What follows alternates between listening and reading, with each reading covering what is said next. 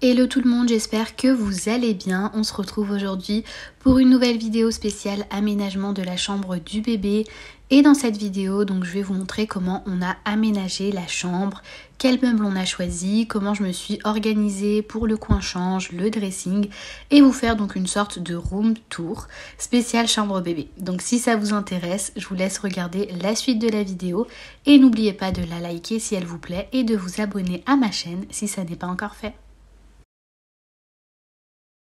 On commence avec la peinture, donc on a voulu pour la chambre de bébé mettre de la peinture dans les tons un peu taupe pour habiller les murs étant donné qu'on n'allait pas mettre énormément de meubles et c'était aussi pour réchauffer la pièce. Donc pour la peinture, on est parti sur la teinte Col 6 de la marque Luxense et on l'a mélangé avec un peu de blanc parce que je trouvais que la couleur était assez foncée. D'ailleurs le rendu il est quand même plus foncé que ce que j'imaginais mais ça reste joli. Au niveau de la peinture, on est parti sur un côté complètement uni avec la couleur taupe et un côté avec des formes, des sortes de bordures en nuages pour représenter le coin jeu.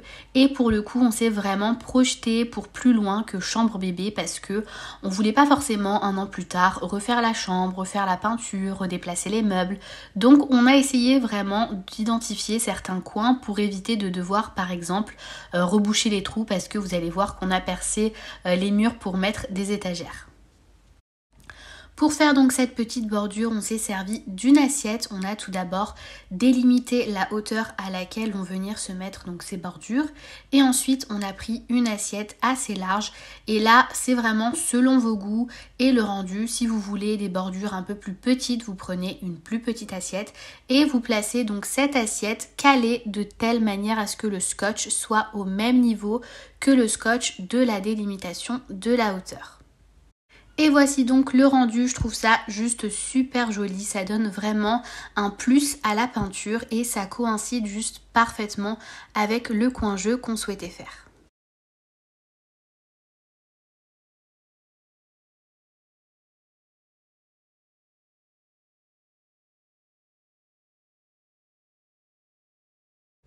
On commence avec ce premier meuble qui est le Trofast de chez Ikea, un meuble de rangement qui est très connu et beaucoup utilisé pour le rangement des jouets. Donc on l'a pris en couleur bois et les bacs en blanc. Donc le meuble il sera pas forcément beaucoup utilisé dès le début, mais ça permettra de ranger ne serait-ce que les jeux d'éveil de bébé comme les hochets, les anneaux de dentition et tous les autres jeux. Et au niveau des bacs, donc j'ai pris 2 bacs profonds et les restes en petit format pour mieux séparer les jouets plus tard. Vous avez différentes configurations pour ce meuble. Là, il est vraiment aligné et un peu bas, mais vous avez qui forment des petites colonnes. Moi, je l'ai pris comme ça je me suis dit si jamais en fait on veut rajouter un autre meuble, il y en a en fait des Trofast qui peuvent être accrochés au mur comme une sorte d'étagère. Avec des petits bacs, en fait vous avez 2 étages pour mettre des petits bacs, donc les petits formats et avoir du rangement en plus.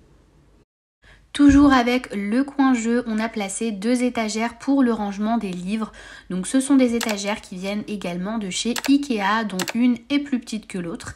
Elles peuvent servir pour l'instant à y placer de la déco et y mettre des livres lorsque bébé sera un peu plus grand plus tard. Donc moi j'ai pas forcément acheté beaucoup de décoration, j'en ai quasiment pas acheté pour mettre sur les étagères parce que je voulais pas forcément encombrer les meubles, sachant qu'au final elles vont servir pour mettre des livres un peu plus tard. Donc j'ai juste placé un petit nounours que mon mari a acheté donc pour le bébé lorsqu'il est parti en voyage. Pour ce qui est de l'autre côté, donc en face du coin jeu, j'ai placé une desserte de chez Ikea pour le change de bébé. C'est vraiment pour pouvoir être libre de faire le change de bébé où je le souhaite parce qu'en fait elle se déplace. D'ailleurs je vous en parle dans mes achats puériculture, je vous mets le lien de la vidéo juste en haut si ça vous intéresse. Pour pouvoir compartimenter et organiser la desserte, j'ai pris donc ces panières de chez Ikea, donc c'est des paniers en tissu de la marque Scub dans lesquels vous avez plusieurs dimensions à l'intérieur. Moi je les ai pris en blanc, après vous avez d'autres couleurs. J'ai pris ça pour que ça puisse aller en fait avec la desserte et je les ai donc positionnés en fonction de ce que j'allais mettre dedans. Par exemple pour les couches, j'ai pris celle qui est vraiment en longueur et j'ai essayé de mettre à disposition en fonction des étages ce dont j'aurais, je pense, le plus besoin. Par exemple pour le premier étage, j'ai mis tout ce qui concerne le change de bébé avec les cotons, donc les couches, l'eau nettoyante.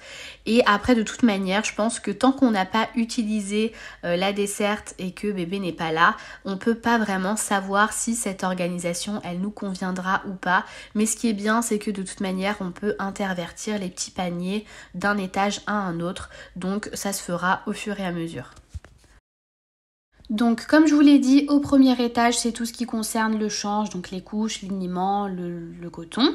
Juste en dessous j'ai mis tout ce qui était allaitement, donc les coussinets d'allaitement avec les jetables et lavables, le sérum physiologique aussi et une petite panière avec tout ce qui est médical pour le bébé, donc le thermomètre, la bicétine et ainsi de suite. Et enfin, tout en bas, j'ai pas encore défini ce que j'allais mettre, j'ai juste mis le stock de couches et je pense que je placerai, si jamais j'en ai besoin, le tire-lait ensuite en dessous et vraiment ce dont je me sers le moins souvent ou également une tenue de rechange pour le bébé si jamais du coup il tache ses vêtements. Au niveau de l'armoire du bébé et de l'organisation du dressing, donc c'est une armoire qu'on a déjà dans la chambre. C'est les armoires, vous savez, qui sont déjà incrustées dans les chambres et donc avec les étagères et une partie avec une penderie. Donc ce que j'ai fait, c'est que j'ai acheté des panières de chez Action en bambou. Je vous mettrai le lien de la vidéo de mon haul Action où je vous détaille les prix, les dimensions des paniers juste en haut de la vidéo. J'ai donc pris ces petits paniers pour les mettre au niveau des étagères pour que les vêtements soient bien calés, bien rangés et compartimentés. Et ce qui est bien, c'est que je peux empiler les paniers, ce qui fait qu'en fait je perds pas de place en hauteur et ça peut être très utile lorsque bébé sera plus grand et qu'il y aura beaucoup plus de vêtements. J'ai donc dédié des paniers à chaque catégorie de vêtements. Comme je vous l'ai dit, donc un panier pour les bodys, un panier pour les pyjamas, pour les langes, les bavoirs, les couvertures. Et j'ai étiqueté toutes ces panières avec mon étiqueteuse pour pouvoir me repérer plus facilement. Et pour le pliage des vêtements, donc je vous le montre sur la vidéo, j'utilise la méthode de pliage de Marie Kondo pour pouvoir plus facilement voir tous les vêtements directement en prenant le panier. Et c'est une méthode que j'utilise de toute façon dans mon dressing pour mes tiroirs, pour facilement voir tout ce qui est pantalon et autres. Et du coup j'utilise cette méthode pour toutes les affaires du bébé, à part ceux que j'accroche dans le dressing, les robes et tout, mais sinon les bodys, les pantalons, les capes de bain, vraiment tout y passe. Et au niveau de la taille des vêtements que j'ai placés dans les paniers, donc moi j'ai seulement mis les tailles en fait de 2-3 mois. Tous les 1 mois étaient encore dans ma valise de maternité et mon sac de salle de naissance. Et du coup à l'heure où je tournais la vidéo, et donc tout ce qui était en 6 mois que j'avais acheté, j'en avais pas acheté énormément parce que comme je vous avais dit dans une vidéo où je vous montre les achats des vêtements, quelle quantité j'ai acheté pour préparer l'arrivée de bébé, vu que le 6 mois va tomber en plein hiver, il n'y avait pas forcément les tenues adaptées, donc j'ai regroupé ceux que j'avais déjà dans un panier avec tout confondu, et je me suis dit une fois que bébé atteindra en fait cet âge-là, je répartirai les vêtements 6 mois dans les différents paniers avec les catégories. Pour la décoration murale, j'ai placé 2 tableaux que j'avais en rab parce que je les avais achetés pour mon salon de base et ça convenait pas forcément. Du coup, ils étaient finalement destinés à venir dans cette chambre et pour le coup, ça va super bien dans les tons de la chambre.